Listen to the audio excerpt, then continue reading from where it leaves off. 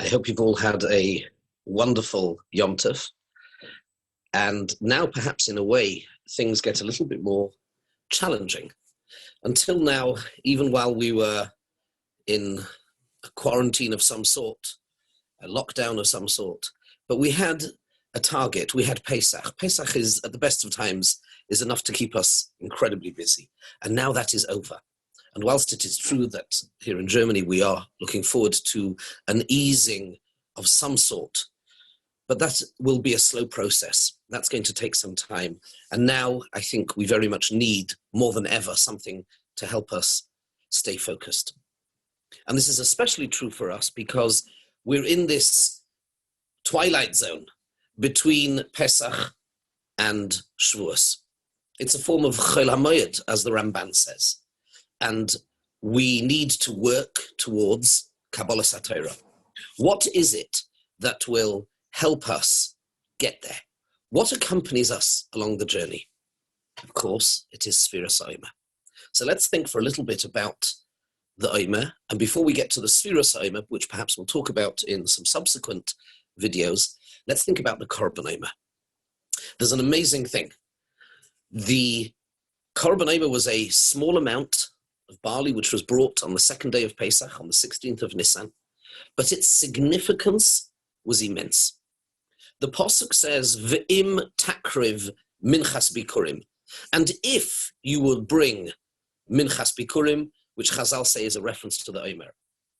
And Chazal tell us that this is a bit misleading. V'im means it's optional. And if you wish to bring, that's simply not true. It is a chayva, it's obligatory.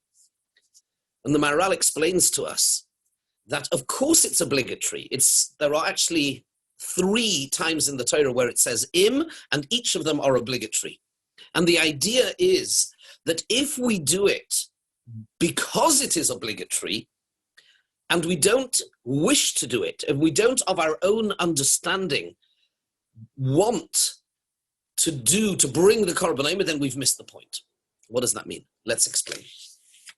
There's a very beautiful Gemara that tells us in Megillah that when Haman approaches Mordechai and he's teaching his Talmidim, and Haman is on top of the world, and he has just donated an incredible amount of money, Aseres Alofim Kikar Kesef, which is going to be for our final solution.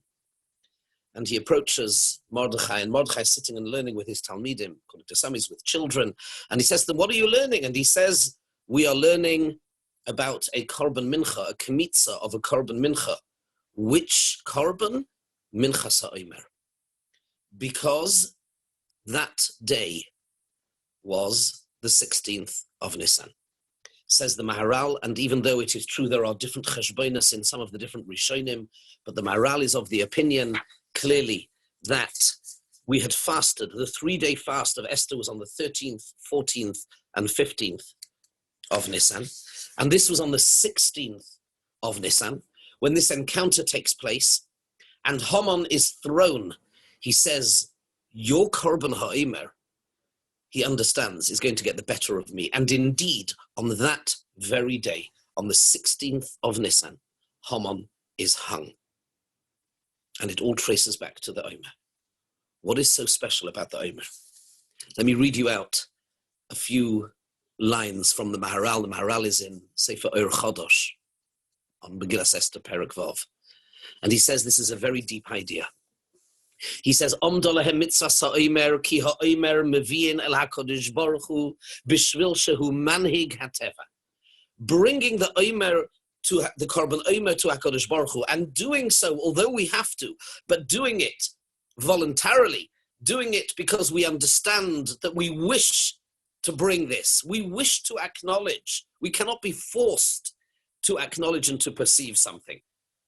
We want to see it, because if you don't want to see it, you won't see it. What is this? It is that Hashem is manhig hateva, ve'ein hateva me'atzmai.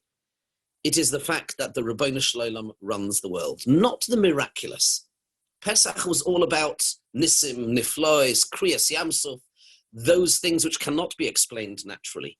This is the exact opposite end of the spectrum. We go straight from the first day of Pesach, Nisim and Niflois, we are thrown straight into the daily grind, agriculture. Crops grow, the sun shines, we make bread, seemingly normal and natural, not so. We have to go from the Nisim Hagdolim Hamafursamim, as the Ramban tells us, which Pesach night, Seder night, triggers within us that recognition. But what do we do with it? Where does it go? It goes straight to Odom Moideh B'Nisim Hanistorim, that we acknowledge, we realize, this makes us realize that everything comes from the Rabbeinu Shalom. Says the Maharal She'anu Mekablim Hashem Yizbarach Le'eloika. It's a Kabbalas Oil Malchus Shamayim like no other. It's one thing to be moved by incredible events, by miracle. It is quite another, and it is more challenging, and this is the depth of our avodah, and this is oh so true where we find ourselves now. In order to be Mekabel Torah in a few weeks' time, the avodah is to go through a few weeks where things are perhaps not so obvious, which are challenging, where we are no Yom Tov. We're back to the daily grind, and it's difficult, and it's challenging. We're at home, we're not able to go to work, we're not able to go wherever we want, and to acknowledge Teva, that the Rabbeinu Shalom is behind Teva. Ve'im takriv minchas bikurim. And if, we can't be forced to realize this.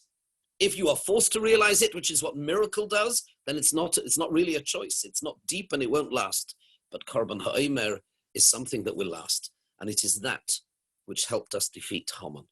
And that is something to think about in the weeks as we go up to Shavuos. Good Shabbos.